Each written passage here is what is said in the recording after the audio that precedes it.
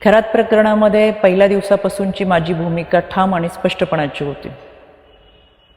खरातच्या कोणत्याही आर्थिक व्यवहाराशी, जमिनीमधल्या पार्टनरशिपशी दुरान्वये माझा संबंध नव्हता.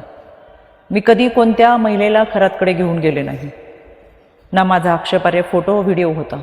पण तरीसुद्धा गेले 1.5-2 महिने अतिशय अश्लील अश्लाघ्य भाषेमध्ये विधानं करत, कोणताही पुरावा नसताना माझ्यावर, माझ्या कुटुंबियांवरती केलेले आरोप हे अतिशय वेदनादायक होते. आणि म्हणून आता ही माझी लढाई कायद्याच्या चौकटीतून आहे. इतरांप्रमाणे माझ्या कुटुंबियांनी खरातला गुरु मानलं होतं आणि म्हणून जो पाद्यपूजेचा व्हिडिओ होता तो अतिशय जुना व्हिडिओ होता. त्यावेळेस मी आयोगाचे अध्यक्षही नव्हते.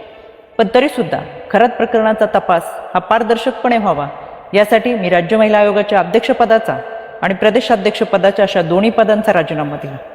तरीसुद्धा ज्या पद्धतीची चिखलफेक झाली, एआयचा वापर करून ज्या पद्धतीचे व्हिडिओ बनवले गेले आणि सातत्याने बदनाम करण्याचं षडयंत्र जे रचलं गेलं, त्याच्यासाठीची ही लढाई कायद्याच्या चौकटीतून.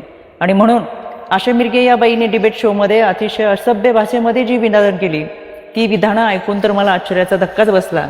आणि म्हणून मी 4 एप्रिलला पहिली नोटीस ही आशा मिरगेला पाठवली होती. कायद्यापासून पळ काढताना स्वतःचा बचाव करण्यासाठी या बाईने ही नोटीस स्वीकारली नाही, म्हणून पोस्ट ऑफिसच्या माध्यमातून 2दा ही नोटीस परत घरी पाठवली. एकूण 3 वेळा नोटीस पाठवली गेली, पण ही नोटीस या बाईने स्वीकारली नाही. अनक्लेम म्हणून ही नोटीस परत आली आणि म्हणून मला माझगाव कोर्टातून फौजदारी फिर्याद दाखल करावी लागली. माननीय न्यायालयाने याची दखल घेऊन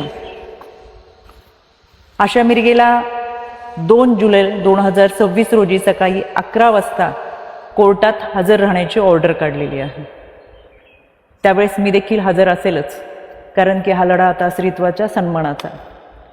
यामध्ये आशा मिरगेप्रमाणेच इतर काही महिलांनी देखील कोणताही पुरावा नसताना अतिशय बेताल विधानं केली, सातत्याने बदनाम करण्याचा प्रयत्न केला, आरोप केले. कोणताही पुरावा त्या सादर करू शकला नाही. त्या सगळ्यांना 2 दिवसापूर्वी दिल्ली हायकोर्टातून नोटिसा पाठवलेल्या आहेत. दिल्ली हायकोर्टात सुद्धा मी उपस्थित राहणार आहे. हा लढा स्त्रीत्वाच्या सन्मानाचा. इथून पुढे कोणत्याही महिलेच्या चारित्र्यावरती शिंतोडे उडवले जाऊ नयेत यासाठी हा लढा आहे. आणि म्हणून खऱ्या अर्थानं हा महाराष्ट्र छत्रपती शिवरायांच्या विचारांचा महाराष्ट्र, जिजाऊ सावित्री अहिल्या रमाई भीमाईचा महाराष्ट्र. संपूर्ण वस्त्रात असलेल्या स्त्रीला विवस्त्र करण्याचा प्रयत्न या विकृत मनोवृत्तीच्या लोकांनी केला आणि म्हणून या विकृतीच्या विरोधातला माझा लढा आहे. ही लढाई मी निश्चितपणाने लढेल. पहिल्या दिवसापासून जे सांगत आले ते आजही सांगते.